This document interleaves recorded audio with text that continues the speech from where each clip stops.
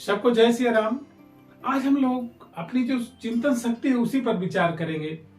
क्या आप अपनी चिंतन शक्ति को देखते हैं, जीते हैं या उसी में रमे रहते हैं?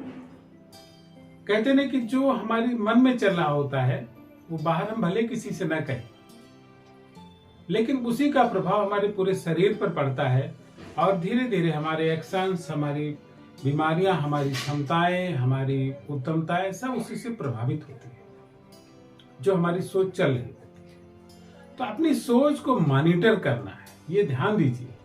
हम बहुत सारी चीजों को मॉनिटर करते हैं, अपने काम को मॉनिटर करते हैं, अपने पैसे को मॉनिटर करते हैं, लेकिन क्या हम अपनी सोच को भी मॉनिटर करते हैं? कभी सोचे हैं कि अपनी सोच को मॉनिटर करना है? उसके लिए कभी उपाय भी सोचे हैं कि कैसे मॉनिटर करेंगे? दिन का कुछ समय निकालना है कि हम क्या सोच रहे हैं। क्या हम जो सोच रहे हैं वो निगेटिव तो नहीं है? निगेटिव सोच हमेशा खराब होती है। अगर किसी के प्रति हम घृणा सोच रहे हैं तो उसके गलत काम तो उसे प्रभावित करे, लेकिन उसकी सोच, उसके बारे में जो सोच वो हमें भी प्रभावित करेगी। तो नहीं सोचना है। सबके अपने अपने कर्म, अच्छा ही सोचे उसके बारे में। हम जो अपने काम सोच रहे हैं वो नहीं होंगे, उसके बारे में सोचे वो सारे काम हो जाएंगे। हम जो सोच रहे हैं कि हमारी भविष्य की प्लानिंग ये है, उसके बारे में सदैव पॉजिटिव रहें। ये कुछ ऐसे उपाय हैं जो हमारे जीवन को नई दिशा देते हैं। हम ऐसी सोच रखें कि मन हमारा प्रसन्न है, क्योंकि जब प्रसन्न मन होगा तभी हमारा शरीर भी स्वस्थ होगा। अगर हम दुख के विचार पाले हुए हैं, आप कितना भी कहें, कुछ भी करें, लेकिन उसका प्रभाव आपके शरीर में पड़ेगा। आप कैंसर जैसे भयानक बीमारियों से भी ग्रसित हो सकते हैं। आपको तमाम प्रकार की बीमारियां पकड़ लेंगी, उसका आपको पता नहीं चलेगा। कभी बीमारी आपके दरवाजे पर आ गई, आपके भीतर घुस गई, और जब डायग्नोस होगा पता चलेगा बहुत दूर बीमारी आ गई।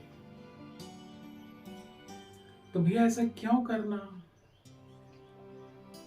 आप पहले ही सोचें कि हम अच्छा ही सोचें, तो आप देखेंगे कि जो बीमारी है वो भी धीरे धीरे क्या होगा, दूर हो जाएगी। ये में बहुत सारे रिसर्च हुए हैं कि आपकी 90% से ज्यादा बीमारियों का कारण आपका मन है। अगर मन आपका स्वस्थ प्रसन्न है तो आपके शरीर में बीमारियां नहीं होंगी। इस पर बहुत ज्यादा रिसर्च हो चुकी है। India and western all over the world, पूरे संसार में इस पर रिसर्च हुए और यह आया कि मन को ही अच्छा रखना जीवन का सर्वोत्तम उपाय है, जीवन जीने का सर्वोत्तम ढंग है। तो देखें, अपने समय, अपनी चिंतन शक्ति का कुछ भाग इस पर भी लगाएं कि हम दिन भर में क्या सोचते रहते हैं, क्या करते रहते हैं।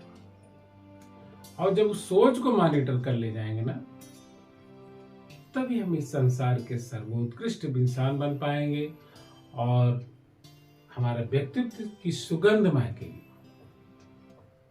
बहुत सारे जो विचारक हुए हैं, बहुत सारे जिन्होंने अच्छे काम किए हैं, उन्होंने सदैव अपने मन को अच्छा रखा है। कहते ही हैं, बार बार कहते हैं, संकल्प मयो अयम पुरुष। इस संकल्प जो हमारी जो सोच है ना, वही हमारी सिद्धि का भी कारण है और जीवन की उत्तमता का भी कारण है, हमारी सर्वोत्कृष्टता का कारण है। वो चाहे बच्चा हो, चाहे बूढ़ा हो, चाहे जवान हो। अम्बेडकर जैसे जो बचपन में थे, किसी ने पूछा बड़े होके क्या करेंगे आप, तो उन्होंने कहा बड़े होकर के मैं ऐसे कानून बनाऊंगा जिससे लोगों का भला हो। तो क्या किसी ने देखा था कि यही बच्चा ये काम करेगा? नहीं, उनकी सोच ने वो डिसाइड कर दिया कि ये बच्चा क्या करेगा।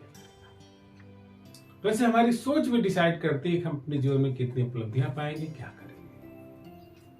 तो हम सबको, मुझे भी इंक्लूडिंग मी, आप सबको आज से ही अपनी सोच को मॉनिटर करना है और अच्छा बनना है। तुलसीदास जी ने अपने रामचरितमानस से एक लाइन बहुत अच्छी लिखी है, तुलसी स्वांतः सुखाय रघुनाथ दाता, भाषा निबुंधवत मंजुल मात। अपने सुख के लिए उन्होंने श्री रामचरितमानस की रचना किया। आज घर घर में पढ़ी जाती है, लेकिन उन्होंने कहा कवि न हो न चतुर कहाऊं, मत अनुरूप राम गुण गाऊं। न तो मैं कवि हूं, न कोई चतुर हूं। मैं अपने अनुसार भगवान के गुणों का गान कर रहा हूँ, अपने लिए कर रहा हूँ, अपने सुख के लिए कर रहा हूँ, इसे किसी से और ज्यादा मतलब नहीं है। और आज हम सब लोग श्रद्धा मनत होकर के उसका गायन करते हैं। तो आप सुधरे जग सुधरा, भगवान से प्रार्थना है वो हमें भी अच्छा करने की शक्ति प्रदान करें और आप सबको इसी साथ सबको जय श्री राम।